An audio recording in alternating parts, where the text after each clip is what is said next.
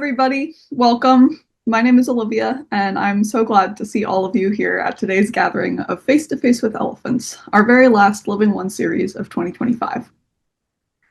For those of you who don't already know, Living One is the Kerulos Center for Nonviolence's webinar series, now in its sixth year. The Kerulos Center for Nonviolence is a nonprofit dedicated to generating deep commitment and connection with the world and within ourselves, dissolving divides between human, plant, and animal, mind and body, science and spirit, and self and nature. Through teachings, practice, and community, Kerulos catalyzes a shift in how we live, relate, and belong, because healing begins when we remember that we were never apart.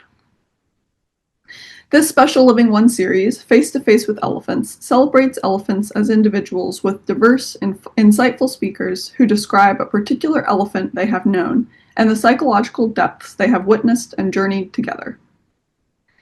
In these unique Living One discussions, we plunge into human and elephant psyches and the transformative journeys they experienced when living and connecting beyond species bounds.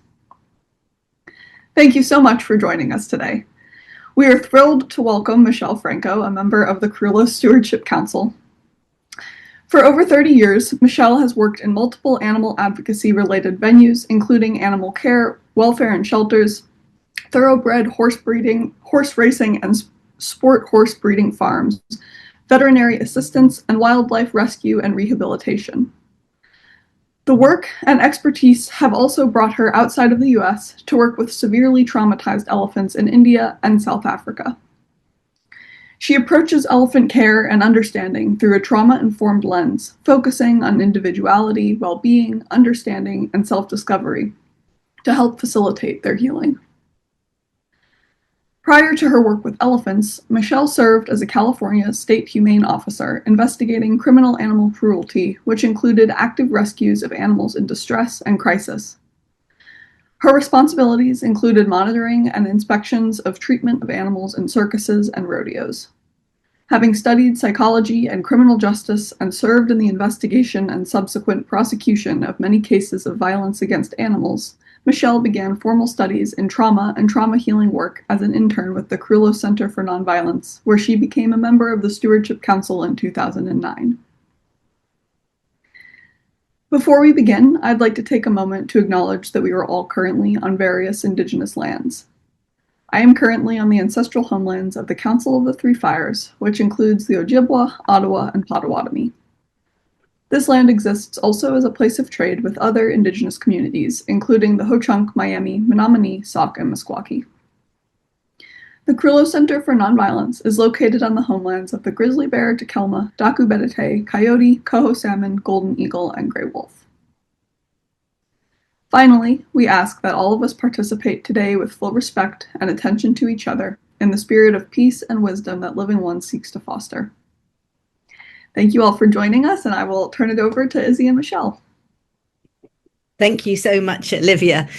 Michele, it's great to have you with us today. So before we sort of dive into understanding a little bit more about individual elephants, perhaps you could give us a sense or guide us through the philosophy and the principles of sanctuary. What is sanctuary? Well, hello and welcome, and thank you, everyone. I'm really honored to be here and to be able to tell you some insights and experiences that lend itself to ultimate elephant healing through the facilitation of these being sanctuary principles within a trauma-informed lens, which is how they basically work together, and it'll make a lot of sense as we go through them. So basically what I will do is I'm just going to go ahead. I'm going to kind of read off of this. So, but I'd like to start by reading basically a brief overview, which will set the framing for the specific examples of my experiences with these wonderful elephants with whom I've worked with around the world. So it begs the question, so what is actually sanctuary? So as described by who's been one of my absolute mentors and inspirations, by author Victor Hugo, In his epic sagas of The Hunchback of Notre Dame and Les Miserables, the concept of sanctuary has long been associated with refuge, mercy, and hope for the world's desperate and downtrodden. And so in modern times, the philosophy of sanctuary has increasingly become a model for those whose purpose it is to rescue, heal, and protect the voiceless, helpless, and traumatized victims of a human-dominated world. So, as quoted from Les Miserables, my personal definition of the embodiment of sanctuary is that this first glance of a soul which does not yet know itself is like dawn in the heavens. It is the awakening of something radiant and unknown. And that was from Les Miserables.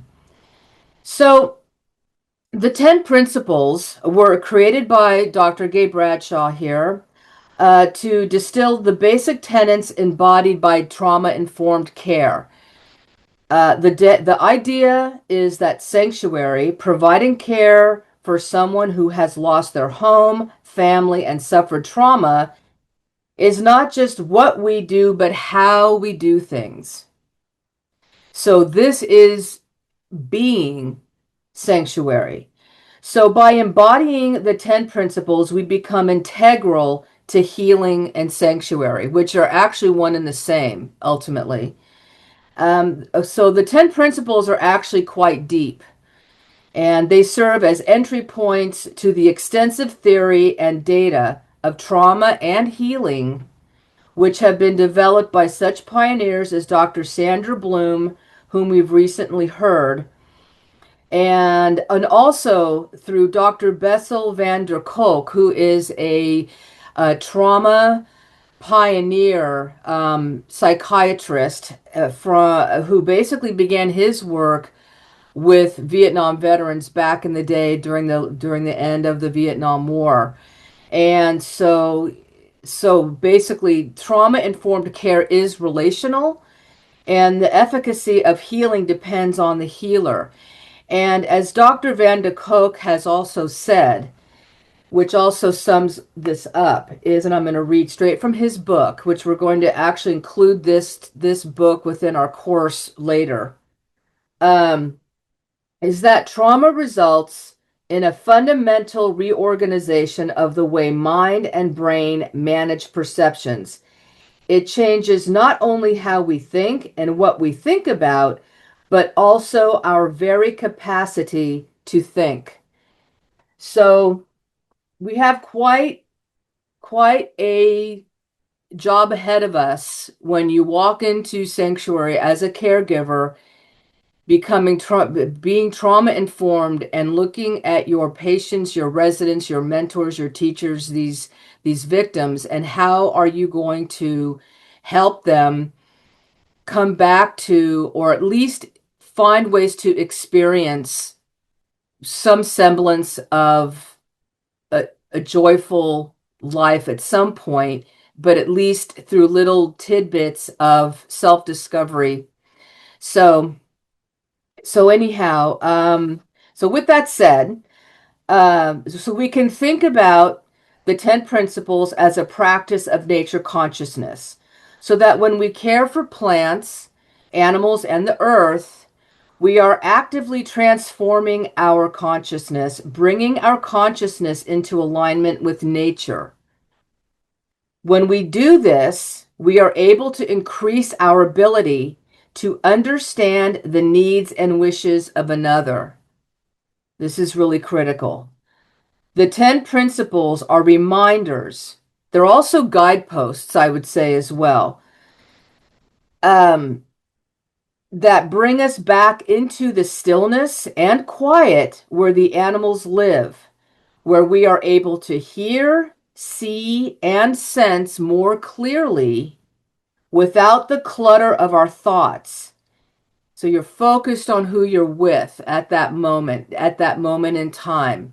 And you're immersed in how they are at that moment and being still and always in accompaniment. So when you work through the principles, and more importantly, what you experience with the elephants, they are all interrelated and fold into each other. And you will see that. And you will probably see that within your own minds as we're going through these, that they ultimately really overlap and they are happening simultaneously. And it'll make sense when you hear some of these things, because you're going to think to yourself, well, that's empathy too, and that's listening also. And so it just encompasses what ends up being a critical mindset into your approach to healing.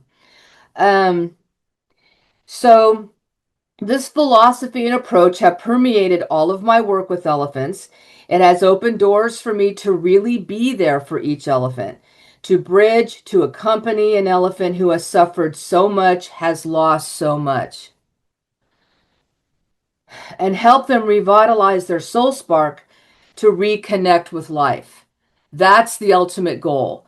Moment by moment, a moment at a time, even if it's just for a few seconds to a few minutes, or the result of something that's just happened comes back to this, that is continuing on a healing path for them. And is definitely very extremely positive. And you know that these things are working. So by putting these principles into practice with the elephants, I've become the principles. This is a partnership with the elephants the way they need, not what I want, but what they want in the way that they want. And it's basically honoring their expectations. So I think that's, yep. Okay. So that's wonderful, Michelle, and that really gives us an excellent grounding to the foundations for all of your work. And what I thought now is, if you wouldn't mind going through the 10 principles of being sanctuary, perhaps offering some examples of individual elephants so that we can get face to face with them as we go through.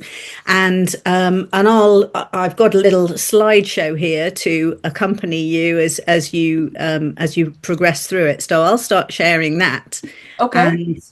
And let you get underway with principle 1, which I understand is understanding. Mm-hmm. Let's see. Let me get to my notes here. Okay. All right. So when we approach these principles, we initially kind of, at least on paper and visually, look at them via like a table, like kind of what you're seeing here a little bit. So we have the principle, the definition, and an example. So for understanding principle number 1, it's basically defined here as developing ways of knowing and experiencing the world through the eyes of another. Deep understanding. This includes cultivating deep self-awareness. So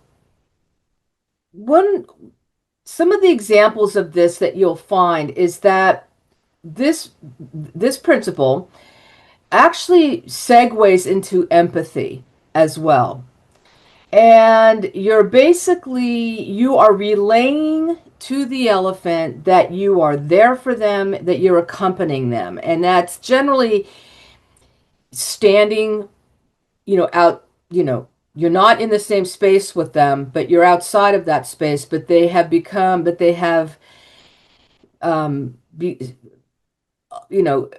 eventually and ultimately and through time becoming acknowledge you, recognize you, and associate you with most of these principles here as time goes on as their caregiver. So some of the examples that I can say for that is I've had elephants that that have relayed to me some of their desires that I perceive as a desire.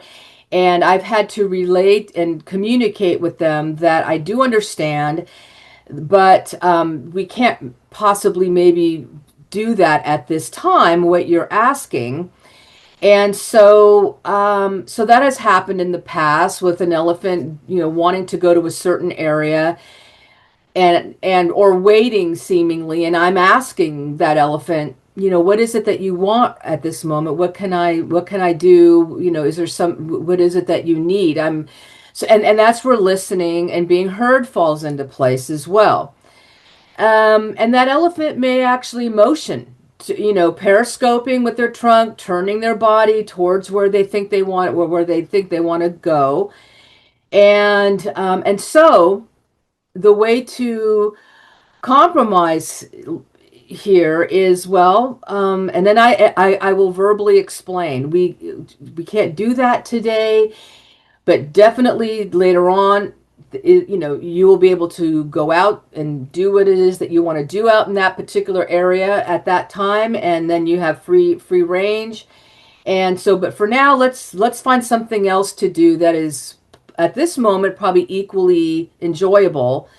And that generally can involve a nice fountain with in a big tub, and you're putting all kinds of goodies and produce and fruit and popcorn and all kinds of things that sink to the bottom, and they're dunking and splashing, and so it's kind of taken their mind off of that thing, and so they've been heard. But I understand. Um, it's also being assuring when an elephant does, and this has been like in all different areas that where I've been, not all over. I've seen this trend throughout all these different places, and that is the uncertainty that clings, that continues to be embedded within their psyches, within their souls, within their perceptions and their approaches to going through their days, because everything is very different now. Having been rescued, having been in sanctuary, where it's like a 360 compared to where they were so controlled, and we all know all the awful things that happen in temples and in zoos and well, in circuses and all those different venues. And so now there's this whole open world to them. But you understand that, they're not going to be, barreling through and wanting to move out and go into the unknown. What is perceived, well, it is unknown initially, and then it continues to be perceived to be unknown. So you have to understand, coming from trauma informed and knowing their background and how that's affected their psyche and their brain chemistry, literally, that the healing process is getting them to eventually understand that it's safe to proceed, and that they're going to be able to actually potentially really enjoy themselves little by little when they self-discover, and that choice-making ability starts to reignite again. And then that kind of goes right into safety here. And I'll let so principle number 2 is safety, and which is creating and sustaining a physical, psychological, social, and ethical safety. And so what that can be perceived and can be approached by is, number 1, your facility design, and that's, again, this is everywhere there where I've been, and with the designers having this in mind. So it has to do with introductions. Most elephants who come into sanctuary and sanctuary environments with the intent to be trauma-informed healing are not biologically related, mostly. Some have known each other in other venues and come to reacquaint and basically find each other again. And so those are amazing and wonderful stories and healing outcomes. But again, so you have facility design, which is like kind of like a physical thing. But at the same time, like one of the examples that I can say too is when I was overseas, and some of these elephants had been, they were three elephants that had been together in a temple for many, many years, chained in a row right next to each other. So they weren't biologically related, but they knew each other and they had been together. So they had like this incarcerated bond amongst themselves, and they could identify with each other because they were all chained and they were used for all the temple activities and painted and the whole shenanigans. And so once they reached sanctuary, they were, having to learn footwork and working with targets and being behind training walls ultimately. And so, but the initial thing was learning, how to pick up your feet. And of course, this is all no bull hooks, nothing, all voluntary, all protected contact model mentality, voluntary and everything. And so, but the thing was, is that what, myself, and there was another person there from the States doing this work as well. And we were reminding these folks that, okay, they're doing well right now, but you have to give them these breaks. And so they were being as tolerant and resilient as they could with everything going on. And so we would stop after a little bit.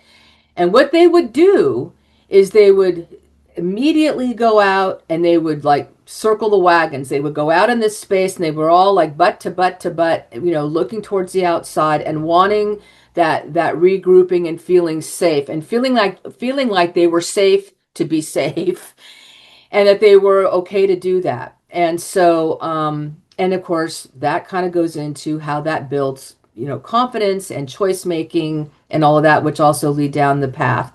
So that's, so basically, so what I can just say about that as well is that, so basically, that people often equate captivity with safety. That's the other thing that you'll hear a lot of. Well, they're safe there, then this and that. But even though sanctuary may prevent harm from the outside, it is still captivity and is no replacement for the wild. And so sanctuary design helps facilitate safe custom introductions and retreats amongst the elephants. And one of the litmus tests that demonstrates that an elephant feels safe and is vulnerable enough to feel safe is when they lie down, finally, after coming into sanctuary, that they actually will lie down. And so that they feel safe enough that they feel that they can be vulnerable. And so then that there's a cultivated establishment of trust between the elephants and the caregivers. And this helps the elephants begin to experience security in their surroundings and build confidence. So those are some examples of safety and how you approach it. Then the next one is listening. And listening is really something else because listening really actually permeates everything. It's basically being present without an agenda to hear and to respect others' emotional and physical needs and perspectives. And I will also add it's the opposite of objectification. So there's no objectifying here in any way, shape, or form within sanctuary. You have to keep that as part of your caregiver healing, being sanctuary principle mindset. And so reducing others, reductionism, not acknowledging. Okay, so the opposite of objectification, which sometimes can be unconsciously done. So one of the examples that I have is with a particular elephant person who basically with her friend, they were both being fed at within their big enclosure area and such, and in different areas, because this one elephant does like to try to pick and try to get a little extra food. This is common. And so in order to give safety to the other one and a little peace of mind, and just so she could eat comfortably. They're separated way out, I mean, but they can still get to each other if they want. But the point is that with this one, where I set her up was more like in the barn area with a fountain going and the whole thing. And so I set it up for her, and then I went to go take my notes and write my notes down. And within a few moments, or what I'd say within a minute or two, she was back over to near where I was sitting, and was motioning to me, kind of like tapping on the bar a little bit, trying to get my attention. And so I stopped what I'm doing, and I basically asked her. I said, okay, so is something going on? And and I said, there's no way you could have finished all that by now. I said, okay, let's go see what's happening. And so we walk back there again. I'm way on the outside. She's where she is, and and she's basically trying to show me. And what had happened was the fountain had changed pressure and was blowing water towards her. And she really doesn't like getting hit with water, let alone while you're trying to eat and all this. And so I said, okay, let me fix this. And so I readjusted the whole thing. And then she was like, and she was waiting. And so fixed all that and waited. And then she was like, thank you, literally, and went back to what she was doing.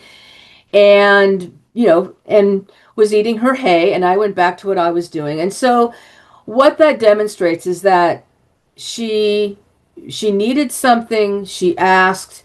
I responded. I listened. I heard her.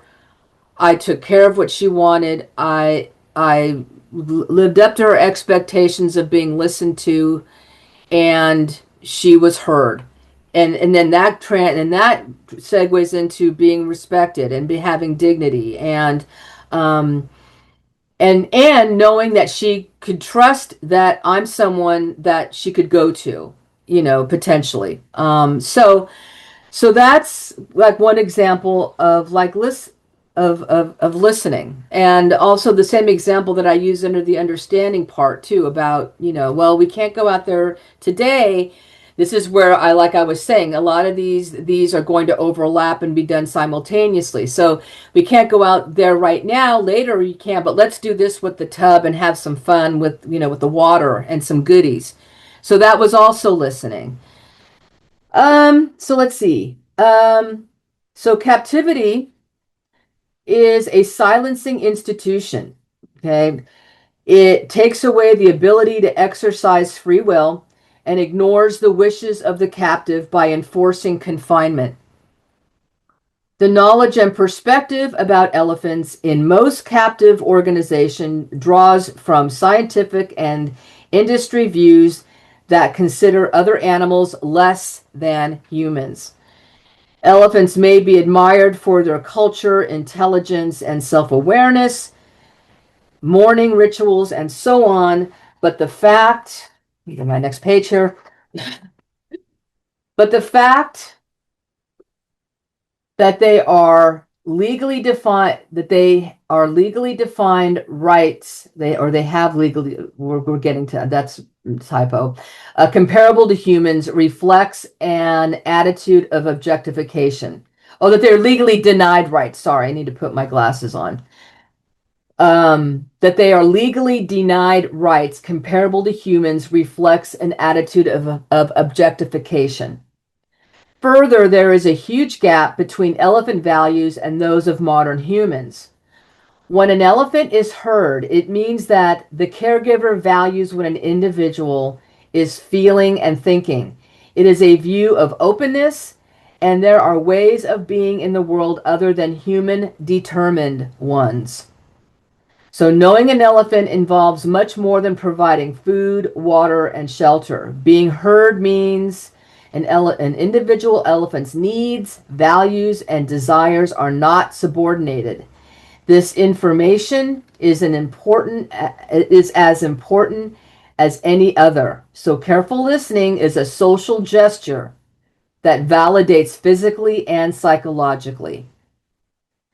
So you can see how within your consciousness of understanding these principles, how you can apply them to actually make a difference. So that was the one thing I will say, was when I first started in this world, I was really overwhelmed by these, because my first thought was, when I was first around these animals, like in my first day or two, I was like, how am I going to do this? How do you do this? You know, and I found that it really came through mindfulness and consciousness of these principles, which is where I could see things happening based on my attention to these elephants. Special attention, respectful attention to what they needed more than just food, water, and shelter. It was someone listen to me, understand me, you know, even though I can't verbally speak your same language and talk to you. So they're very educational, you'll find as well. I mean, even in your own life, which is also the being sanctuary principles permeates into actual, you know, human on human lives as well. So that goes into our next one, which is acceptance, number 4. And that is, it's an open embrace of difference and avoids oversimplification, and it's related to empowerment. So basically, and then this segues into being non-judgmental. And you may have elephants that you work with that may have physical attributes going on that that are not going to be potentially cured, or that you have to continuously work on.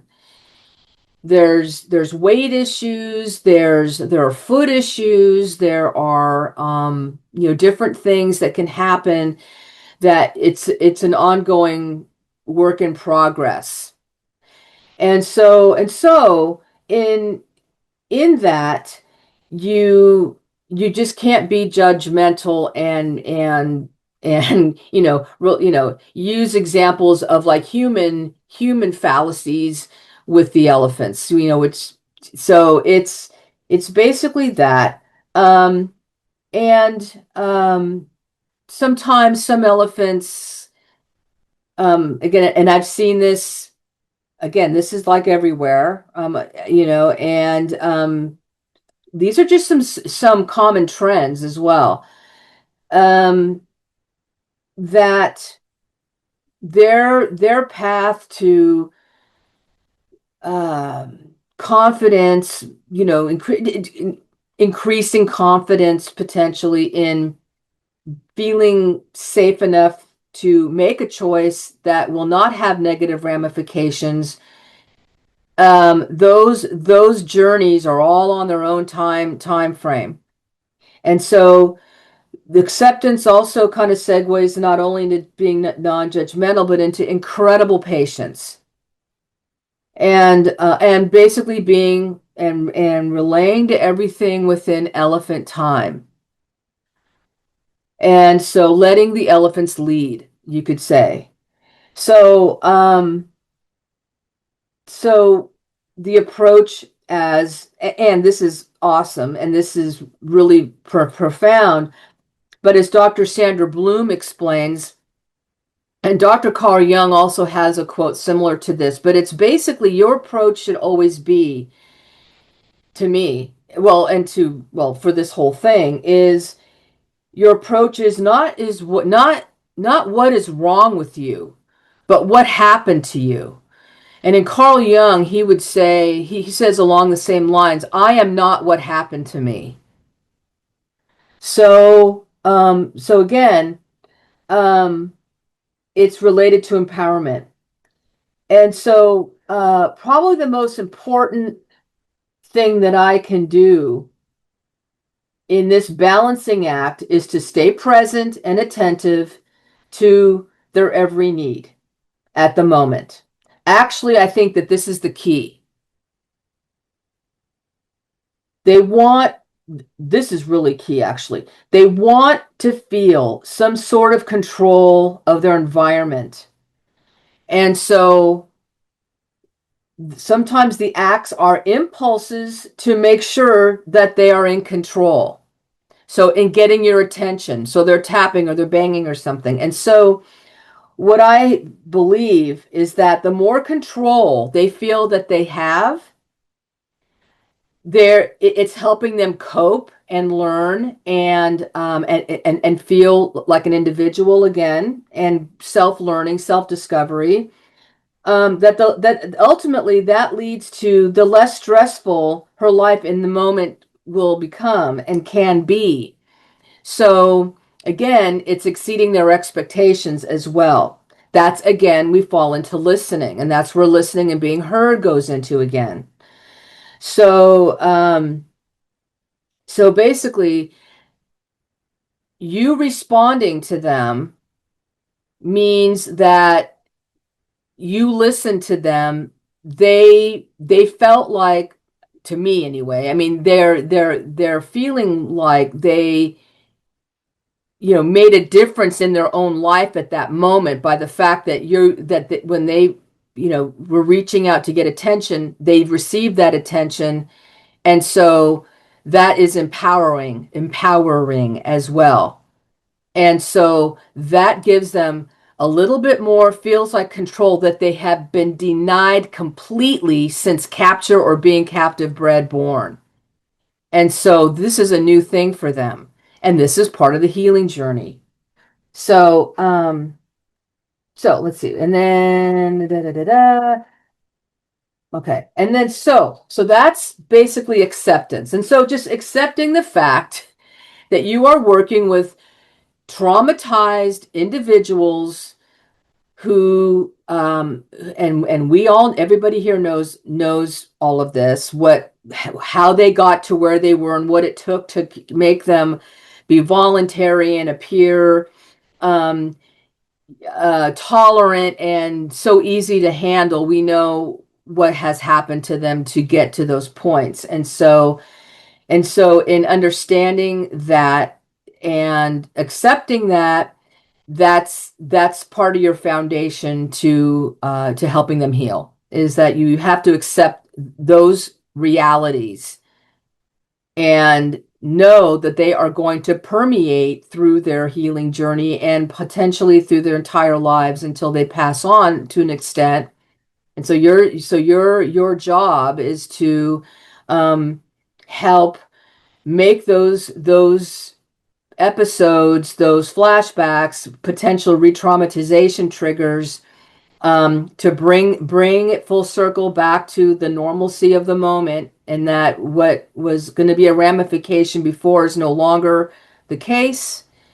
And so they, on their own individual timeline, will begin to understand, or at least be open to and realize little by little the ignition of being able to have the ability to experience agency and some self-determination. So this leads us then into parity, which is number 5.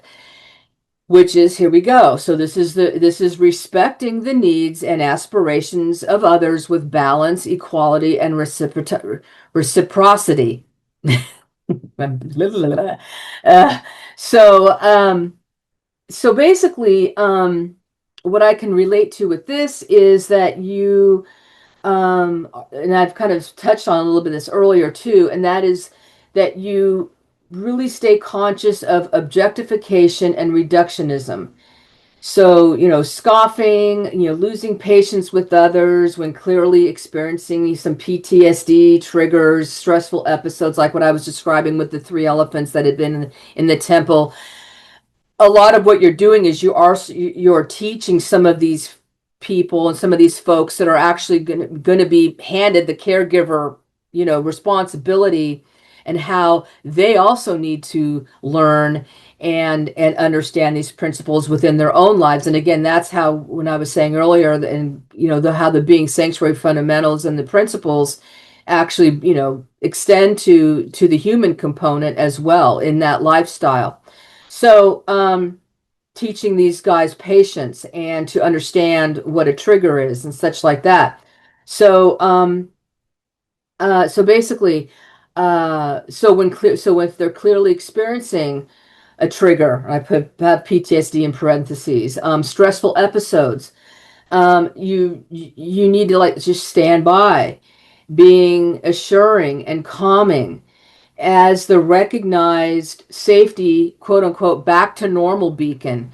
And as you work with all these different elephants over the years, they come to recognize that, in my mind anyway, in that, when something's got them stirred up or whatever, and they're excited, and maybe they're having a greeting and such, but maybe there's a separation issue, or maybe there's a strange sound that just came up that nobody knows what it is. And so you're that person standing by with that calm demeanor, that same calming voice, calling out, and little by little, and maybe even some food at this point, depending on, how strenuous this whole situation is. But that basically you become that assuring thing, which means at the end, when it's all over, the realization that you're trying to hopefully get the goal of being is that they realize that, so what was really scary and really uncertain a few minutes ago has now, we're kind of, everybody's back. We're back to where we were. Everyone is still here. We're all still here. And it's quiet and it's everything, and we're getting some hay, and this is great. So that's kind of what that kind of leads into. So you relate to these interactions, and all interactions for care, with gratitude, thanking, food, rather than consider it an objectifying reward. I hate that word. I hate that word. It's always a thank you and gratitude, because it's a mutual interaction, voluntary interaction with everything. And especially when it comes down to having to do husbandry and treatments and such. That's when it's really critical.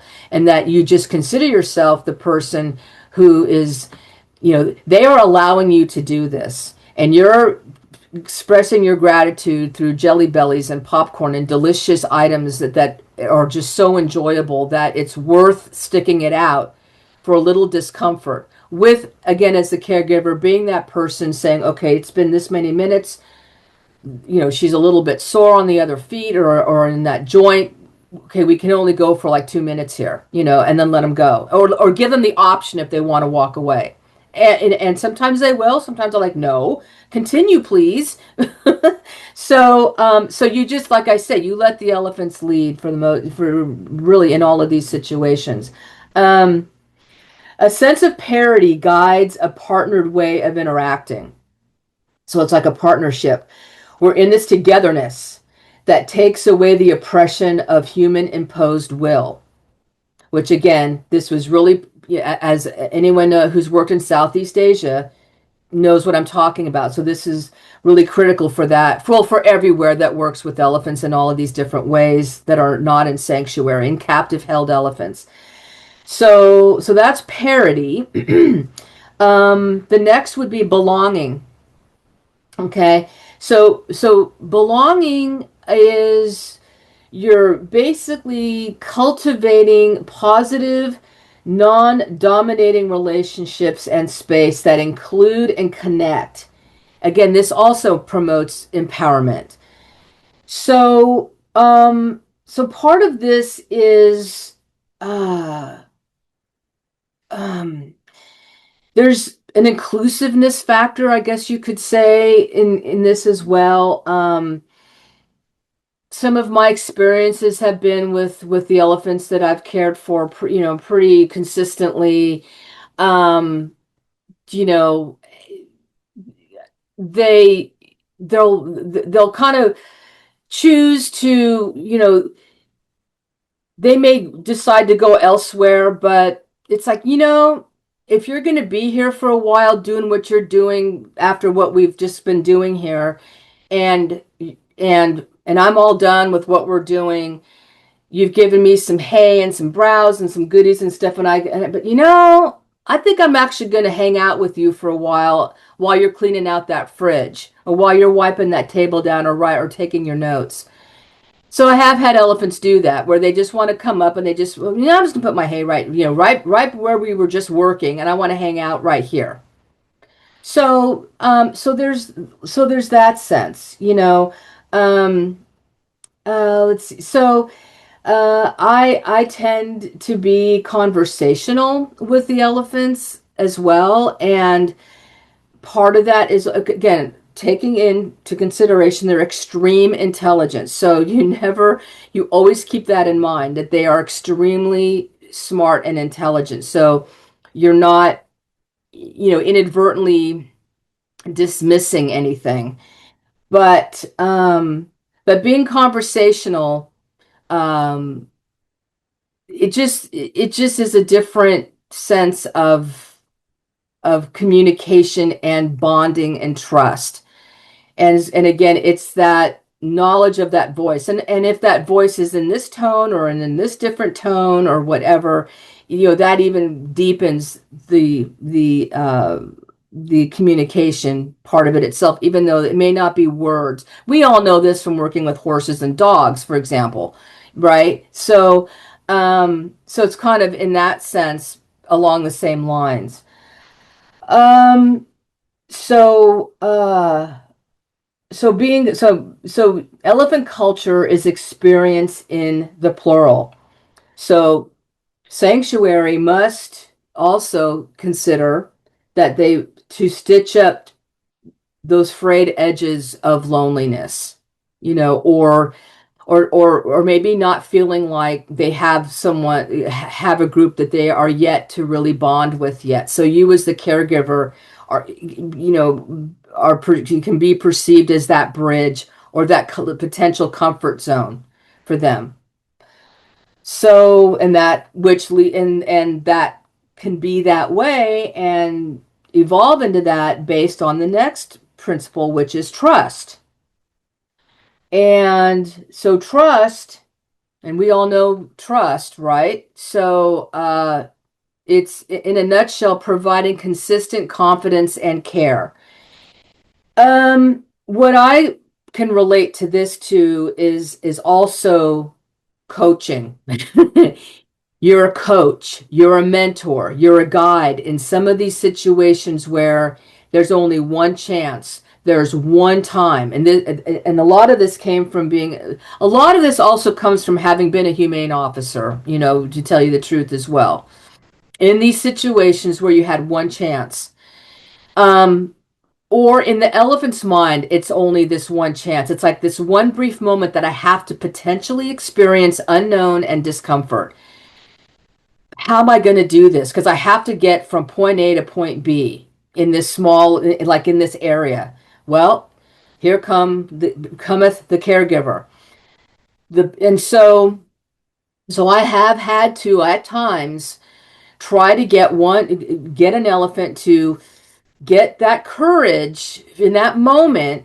These are long-term elephants, but there's just certain things. If something's new, it's like, what is that? And I have to pass by that, or I have to go under that, or it has to touch me to go through.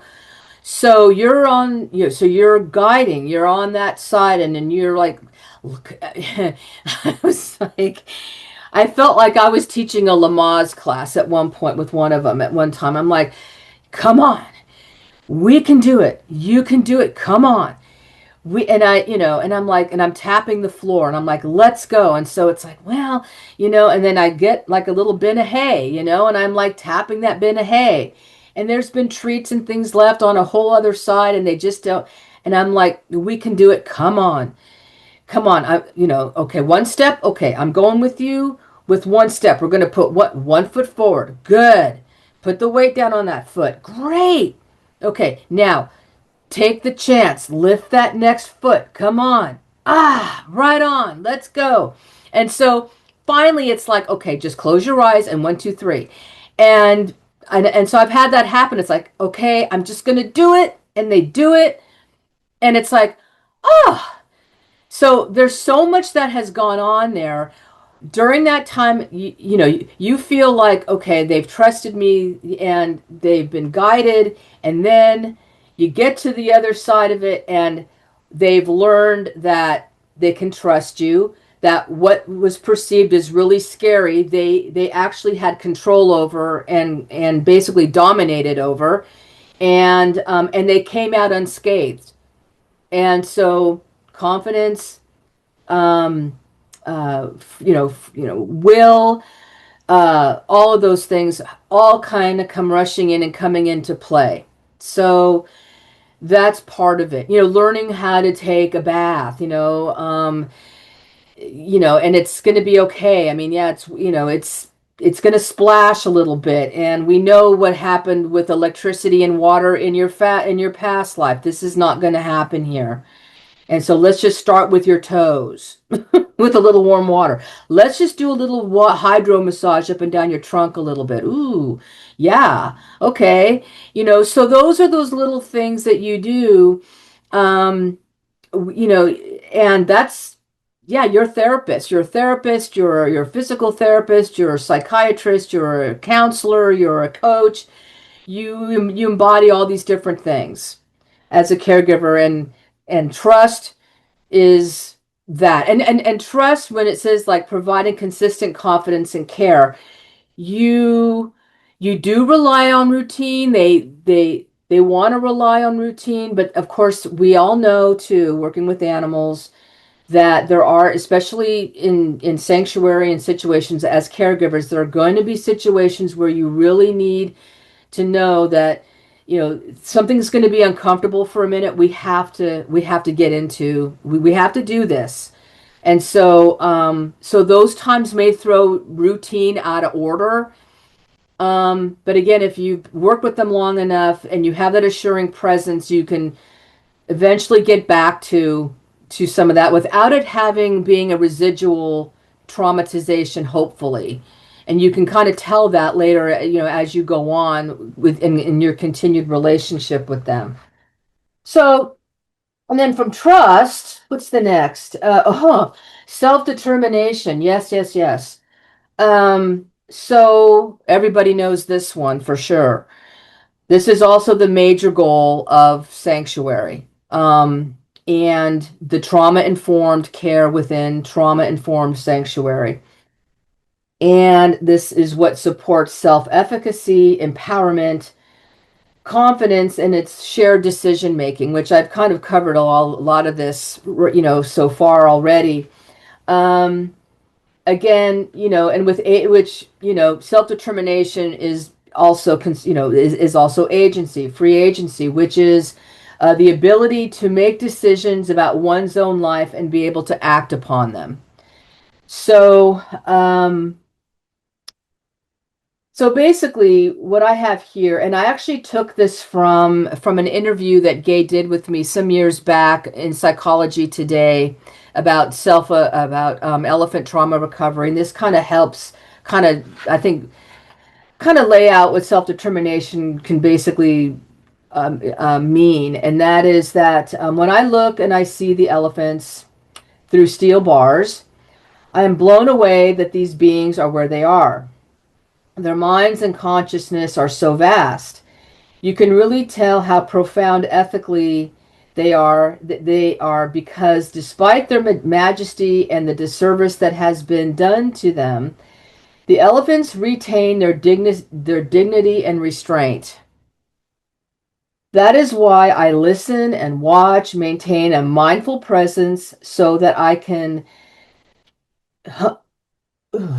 tune into their nuanced desires and needs.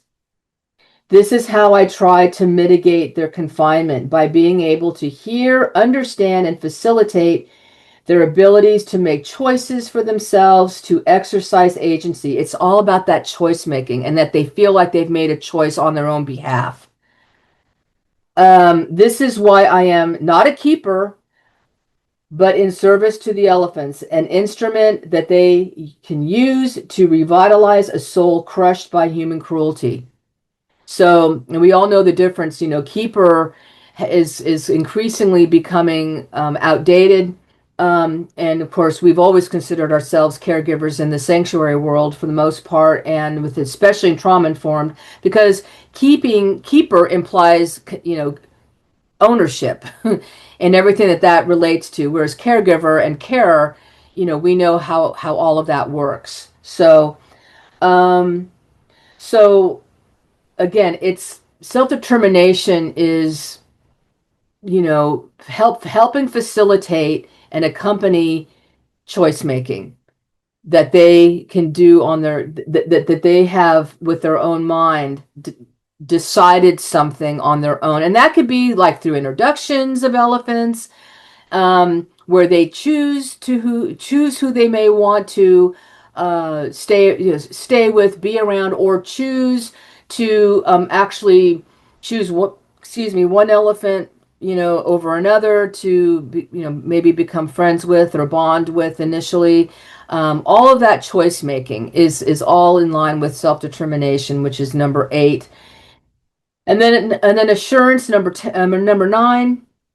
Of course, this is a dual blade, and that is, of course, to be in the position to provide lifelong care and security, and that the care and the living arrangements and the facility and everything around that is in perpetuity. The other side of it is as a caregiver, and that you are being the recognizable familiar. You're the familiar association with safety, normalcy, working through uncertainties, unknowns, and having what was perceived and felt as scary or uncertain always coming back to the familiar, thus increasing confidence and tolerance of changes. That's also the goal within sanctuary, that there will be still changes. Things are going to happen. Compadres are going to pass away. You're going to be in hospice mode, over the years. And then you have that whole side of everything with elephants losing their friends through that way. And so you have to be that person who is there in those times of what you may perceive as sadness or grief, and that you're standing by with them. And so if you're outside and they're way out there in the habitat and out there doing their own thing, and they see you, and they may want to come up or something, and you just wait for a moment and acknowledge that, and give them that everything's good, and hope that they're feeling better today, and that Scarlett O'Hara, tomorrow is another day, and there'll be more tomorrows coming. And so some of that sadness and that trauma, the grief will be there, the sadness, but the memories will be there, and so we just want to help you work through that. So being the one coaching and lovingly guiding and shepherding, I guess you could say. So, which leads us into the final, number 10, which is beauty. And so it's basically deeply appreciating nature's inherent value and wholeness, aligning with nature, walking in beauty, or hos ho in Navajo Dene. Excuse me if I didn't maybe pronounce that too correctly, but how that translates for me with the elephants is that they're ultimately becoming elephants within, and increasing their self-discovery and embedding themselves in the nature. That is actually their first step when they reach sanctuary, is that they are exposed to nature at last. And so it's the grasses, it's the trees, it's the wind, it's the scents, it's the birds, it's the different water that's going. There could be a creek, there could be a lake, there could be a pond, there could be, and then mud everywhere, and trees to pull down. And so for an elephant, they're standing again, and they could stand there going, I don't know what to do. I don't know what to do. And then eventually when they kind of make their way, they're like, oh, this is familiar, or man, this feels great. This is beautiful. And so so ultimately it's they're embedding themselves in this gorgeous nature, which they are a part of, and that the music of the breeze, the birds, and this word definitely describes it. The ecstasy in the clouds of dirt that they themselves have stirred up and covered themselves with. The excited squeals in the mud and wallowing and watching over others napping and being well rested on the hillsides. So that basically sums up not only all the principles, but the healing process, the journey and beauty that basically permeates everything. So that would be that. And then the last thing I will just say, I'm going to just read one more little quote from Dr. Van de Kolk, and that is this. Bear with me a moment. Was this the one? Hang on. Oh, no, here we go. Okay, so we will also see that the imprints from the past can be transformed by having physical experiences that directly contradict the helplessness,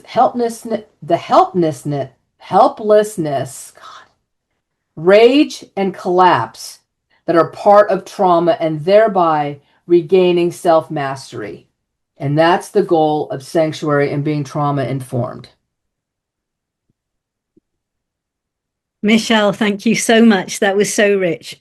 I'm sure we've all learned a lot. And I know that you have to go off to care for elephants very, very shortly. So we don't have time for questions from you.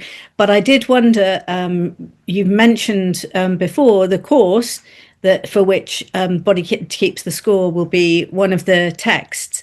And so that's something to look ahead for in the future of Kerulos. And I didn't know if you or you and Gay would like just to sort of sign off by telling us a little bit about what we can look ahead to in that Being Sanctuary course.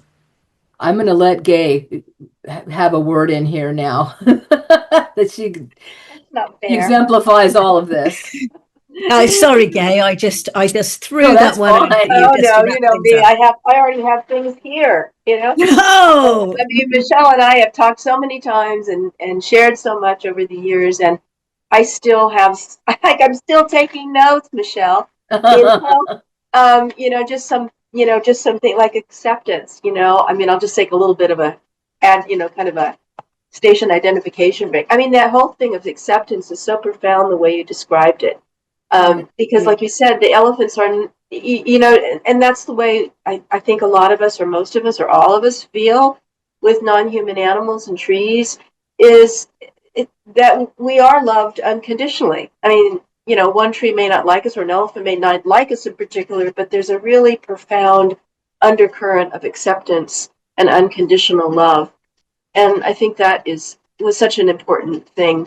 So just to get back to the chase, because I know you have to go, Michele and I finally, we've talked about this for years, but we're going to be offering a course together in probably, I don't know, the early months of the year on trauma-informed care and the 10 principles, and just going into things more systematically. As you, Michele, already pointed out, I mean, there's just like, you know, she's describing kind of the trees and the leaves and a little bit of the roots, but really kind of delving down to underneath in the substrate of what this means. And it is, as you said, Michele, very reflexive, very much of the reciprocity, the parity, all the things you were saying. I was thinking, wow, do we humans need all this right now? I mean, really, you know, like parity. You know, I thought about like do unto others, you know, as you would, you know. And so I feel like, you know, what you've also learned is, I think, just because you're there naturally, these spring from you. And that's why, you know, that you're so skilled and have, you know, really had such inroads in terms of elephant healing. As much as they can, because if you said sanctuary is captivity, I mean, in that kind of way. And, also the past, they still are remained, quote unquote, captive to a sense. But, so I think it's just such a profound thing. So that's what we're going to be doing is we're going to be offering a course, which will go into more depth. We'll be having some references that, Bessel van der Kolk, Sandy Bloom's work, etc. And also having time in the quote unquote course for learners, participants to be able to share, ask questions, and have discussions and further deepen. And getting back to Sandy Bloom, who spoke earlier in this series, was, really becoming activists and active in shifting the human culture and perception from a traumatogenic substrate into a trauma-informed, trauma-responsive culture. So that's also what we're hoping too, that this will also be a contribution to this broader movement of bringing these kinds of principles into everyday life that crosses species boundaries as well. So, and Michele has vast experience in many different places with many different elephants, which is a spring, sort of an endless spring of examples and individuals who illustrate this, and it's their voices coming through. So I just want to underscore that, when Michele is speaking right now, she's really speaking, in parity, in the reciprocity with the elephants that she's known. Not appropriating them, but really, reflecting her experiences and the changes in her psyche. So that's kind of, Michele, if you'd like to add anything to that. Just as I said earlier, when I stood there on my first few days in this mission, in this work, and looking around and just wondering, how do you apply all of this? And the elephants completely, in their minds and in my and to my soul said, through how we need to heal, we're gonna show you. we're going to make ourselves known to, and if you will just listen and just be conscious, you will see how it all works. They're very otherworldly. And so I also, reflect with them on that level too. And I respect them on that level. They are the sages. And so regardless of what they've been through in their past and what they're going through and what they're trying to accomplish in healing and just being themselves and just figuring out who they really are, that it actually really it's been quite an education and a lot of inner deep depth, soul work, because especially when you do see results of some, and changes. And so you actually, and it helps you feel like that happened with you too. So it's so wonderful what you were saying there, Michele, about the elephants as the guides in that process, because I think that comes through very clearly in the interview with Scott and Kat Blaise that we sent out earlier today. And it does seem to be a very powerful sense that all those who have worked closely with elephants share. I could definitely attest to that, and to the people who've actually taught me along the way. Gay definitely for sure, and then some of the other folks that have been in these other areas, in these facilities, some of their inherent foundational reasons for why they exist and how they got started, and talk about the fighting to get, just some of the strides made on behalf of captive wildlife and elephants with bullhook banning, and So I was very fortunate. I was actually taught with the best, and Suparna Ganguly, she's going to be on this on this series as well. She is absolutely one of my mentors as well. That was who I was going on behalf of when I went to India. Scott and Kat, incredible. So there's some really amazing people out there. You've got Ray, I say Ray Ryan in here. Ray's another one.